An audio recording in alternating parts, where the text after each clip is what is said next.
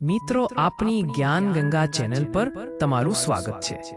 મિત્રો, આપણી ચેનલ પર ગુજરાતી વાર્તાઓ, મોટિવેશન સ્ટોરી, વાસ્તુશાસ્ત્ર, વાસ્તુ ટિપ્સ ગુજરાતી, ગુજરાતી સ્ટોરી, બોધકથા, પ્રેરક વાર્તા, દંતકથા, પંચતંત્રની વાર્તાઓ, પ્રેરણાદાયી વાર્તા અને વ્રતકથા અને ઘણી બધી જ્ઞાનની વાતો આપેલી છે। તો મિત્રો, જોવાનું અને સાંભળવાનું ભૂલશો નહીં।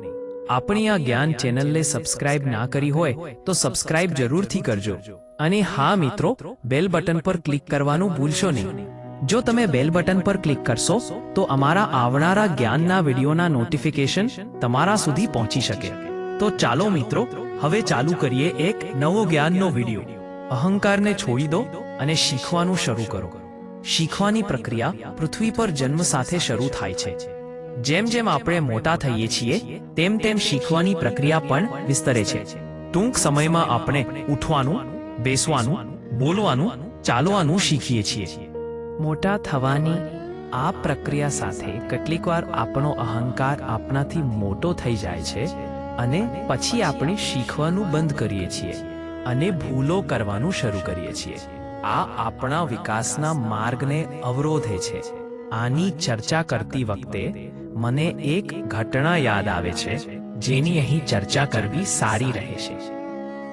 એકવાર ઓસ્પેન્સ્કી નામના રશિયાના એક મહાન ચિંતક સંત ગુરજીએફને તેમના ઘરે મળવા ગયા હતા। બંને પક્ષોએ વિવિધ મુદ્દાઓ પર ચર્ચા કરી હતી। જેમ કે ઓસ્પેન્સ્કીએ સંત ગુરજીએફને કહ્યું, જો કે મેં સઘન અભ્યાસ અને અનુભવ દ્વારા ઘણું જ્ઞાન મેળવ્યું છે, હું કંઈક વધુ જાણવા માંગુ છું।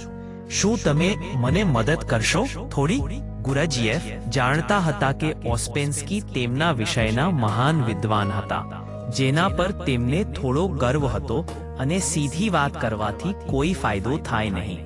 તેથી તેણે એક ક્ષણ માટે વિચાર કર્યો, એક ખાલી કાગળનો ટુકડો ઉપાડ્યો, તેને ઓસ્પેન્સ્કી પાસે મોકલ્યો અને કહ્યું, તે સારું છે કે તમે કંઈક શીખવા માંગો છો, પણ તમે અત્યાર સુધી શું શીખ્યા છો અને શું શીખ્યા નથી તે હું કેવી રીતે સમજી શકું? તેથી તમારે આ કાગળ પર તમે શું જાણો છો અને શું નથી જાણતા તે બંને લખવા જોઈએ।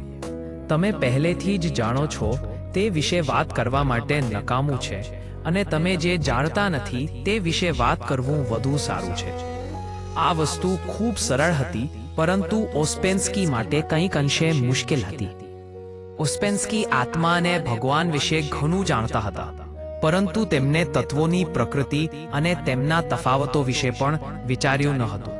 જ્યારે તેવે ગુરજીએફના શબ્દો સાંભળ્યા ત્યારે તેવે વિચારોથી ભરાઈ ગયા।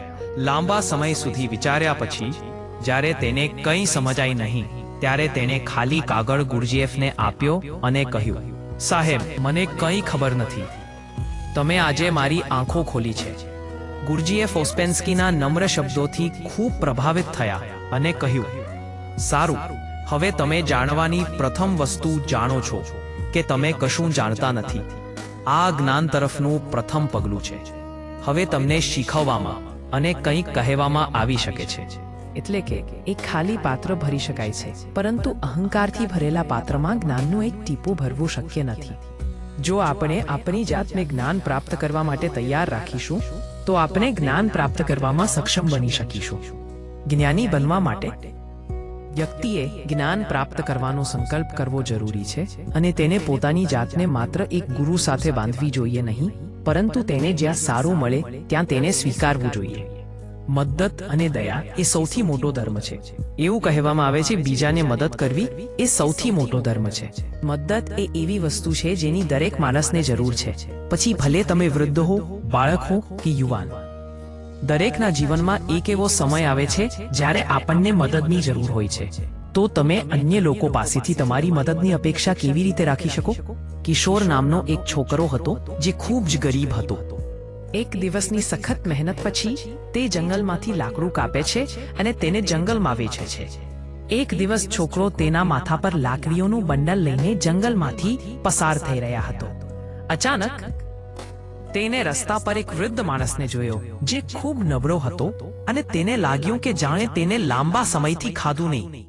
કિશોરનું હૃદય પીગળી ગયો, પણ તે શું કરશે આ વિચારીને તે યુવાન ઉદાસ મન સાથે આગળ વધ્યો।